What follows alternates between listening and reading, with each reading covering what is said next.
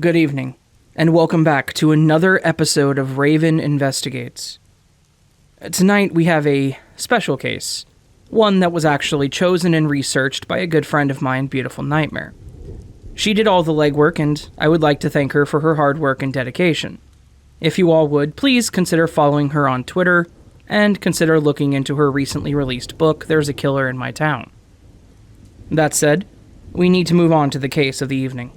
Tonight, we will be traveling to Somerville, Massachusetts, where a mother and father let their daughter go out for the night, not knowing that she would never return home. This case has remained unsolved for a little over 2 decades, and there still hasn't been an arrest made. Tonight, we will be investigating the unsolved murder of Deanna J Cremin.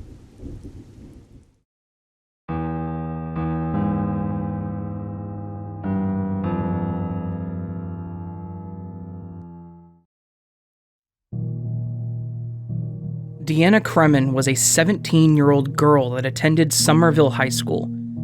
She volunteered at the Somerville Cable Access Television, worked closely with third graders through her school's child development program, and also worked at a supermarket called Star Market. Deanna was a fun and loving person who left her house on the night of March 29th, 1995. She went to go hang out with her friends, as well as visit her boyfriend, which is said to have been a typical Wednesday night for the young girl. Catherine, Deanna's mother, began to worry when her daughter hadn't returned home by 10 o'clock that night, which was her established curfew, and one that Deanna had never missed before. Panic began to set in for Catherine when she tried and failed to contact her daughter on her pager when she hadn't come home before midnight. Things, at that point, could not have gotten any worse for Catherine, or so one would think. Unfortunately, Deanna wouldn't be returning home to her worried mother, because her body was then found laying on the ground, halfway undressed behind a complex for seniors at 8 o'clock in the morning on March 30th, 1995. The 2 children whom had found the body during their short cut to school were kids that Deanna had babysat, and March 30th happened to be exactly 4 days after she had turned 17. There had been an autopsy performed on the 17-year-old's body, and the cause of death was determined to be strangulation. However, Deanna had also been sexually assaulted. Police investigations led to 3 people they referred to as persons of interest. Deanna's boyfriend of the time had been with her on the night of the murder. He had normally walked her all the way to her house, however, he stated that he left her halfway on the walk home, and Deanna's mother has said that was out of character for him. Tommy, her boyfriend, was and still is considered to be the last person Deanna had seen before she was tragically murdered. 2 other men who seemed to have contact with the young girl at some point in time were also suspected of the murder, yet they were unidentifiable, and that would not be much to go off of while looking into the events that occurred that night. As such, no charges were filed. In 2005, a district attorney, Martha Coakley of the Middlesex District, informed the public that there had been forensic evidence recently found due to the unavailability 10 years prior. This would lead to Catherine Cremin having hope that the case of her deceased daughter would move forward. However, again, no charges were filed. As 4 more years passed and we entered 2009, this proved to be a different time pertaining to the case, because yet another district attorney, Gerard Leone, announced that the murder of Deanna Cremin would be solved. However, there were no witnesses, at least none that would or had come forward, and that is what the police solely relied on at this point. Deanna's family has paid for a billboard to be posted every single year since she was taken from them. Said billboard announced that there is a reward for anyone who comes forward with information regarding the anonymous killer. The billboard reads as followed: "You know what you did to me. How much longer must I wait? Please make my time in heaven restful." At the end of all this, there have been several things around the town of Somerville that have been lovingly dedicated to Deanna Cremin. there is a continual $500 award that is given to one person who is going through the child development program at Somerville High School. There are streets that have been renamed after Deanna to keep the memory of this beloved teenager alive.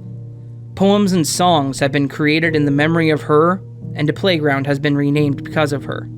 To this day, the reward for any information regarding Deanna's killer is at $70,000. On another note, there's not much information that we can add to the other details, information, and speculation section, so we're going to skip it and just keep this as one part. One important part of the case that really does stand out in all this: the boyfriend would always walk Deanna to her house to ensure that she had arrived safely. However, on that particular night, he seemed to have no concern whether or not she made it.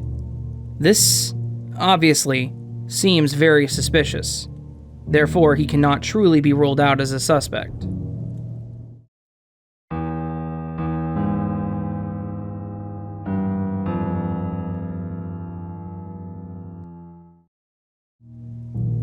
There are only 3 suspects in this list, so it is not a very long one, but it does give me 3 separate theories that I would much like to further explore. The first suspect, Tommy LeBlanc, was Deanna's boyfriend at the time. He was the only known person whom had seen the girl alive, and as stated before, he later told police that he, in fact, did not walk her all the way home that night. Deanna's family, especially her older sister Christine, did suspect him of murdering Deanna at the time due to the fact that he usually walked her home, made sure that she was inside of her house, and later called her to inform her that he too had made it safely home. Deanna's corpse was found somewhere between 475 feet from where he said that he and Deanna had went their own ways. As far as my research has taken me, there is no evidence and or established alibi that could prove that he had left her during the middle of their walk back to her house, which is highly suspect. Tommy was never arrested for the murder of Deanna, yet still he remains a person of interest to this day. The second suspect is an unknown man whom was a member of the Somerville Fire Department. It is said that he was over twice the age of Deanna and had strangely taken a fascination with her. Friends of Deanna had willingly cooperated with the police in saying that this person had taken a liking to her. There is not much else to know about this man, as he has still not been identified. Anyone who might know him had not and still have not come forward to release that information. There is no evidence to say that this person was ever investigated and or cleared from the suspect list. The third and final suspect is a second unknown adult male that was said to have been caught near the crime scene where Deanna was found. The description of him was that he was between 5'9" and 5'11", weighing around 160 to 170 pounds. There is no evidence to say that this person had ever been caught, investigated, and or cleared of from that suspect list.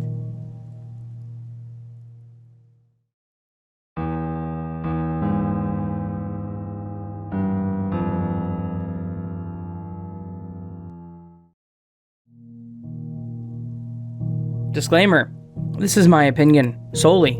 My opinion only. It is not your opinion. It is not necessarily a popular nor unpopular opinion. It is solely the opinion of As the Raven Dreams. I'm not actually sure about this one. The pool of suspects is very thin, and with that being said, my opinion is that the only viable person whom could have done it would be her boyfriend at the time. I do consider the possibility that he is also completely innocent and one of the other persons of interest could have murdered her, but it just seems unlikely. The 2 other people still have not been identified to this day, and there's really no way of knowing for sure if either of these 2 men had actually come into contact with her or were just near the location of where she had lost her life. At this point, it has been 25 years since Deanna Cremin was unfortunately taken from this world. Her family still mourns her loss and are obviously very hopeful that the murderer of Deanna will be caught and her death will have come to justice. Deanna had a very promising future that was torn away from her because of reasons completely unknown to everyone. I do feel sorry for the family and friends of this young and loving girl, and the case of Deanna Cremin remains open and unsolved to this day. But my friends, I do have to ask, what are your thoughts on this? Do you think Deanna was murdered by her boyfriend who didn't bother to walk her all the way home like he always had? Do you think that the unknown fireman had been so fascinated with Deanna that he took her life? Or do you think that the unknown man who was later in prison saw it as a moment of opportunity and decided to fulfill his needs? Please do let me know in the comments down below. I would love to hear what you think. All that said, I want to say thank you one more time to Beautiful Nightmare for researching and writing this episode out. And a huge thank you to Patience for narrating the portion of the suspects. I appreciate both of you, and if you are not doing so, you should consider following both of them on Twitter. I'll leave their handles down in the description below. All that said, friends, I hope you enjoyed this episode of Raven Investigates, and until next time, sleep well.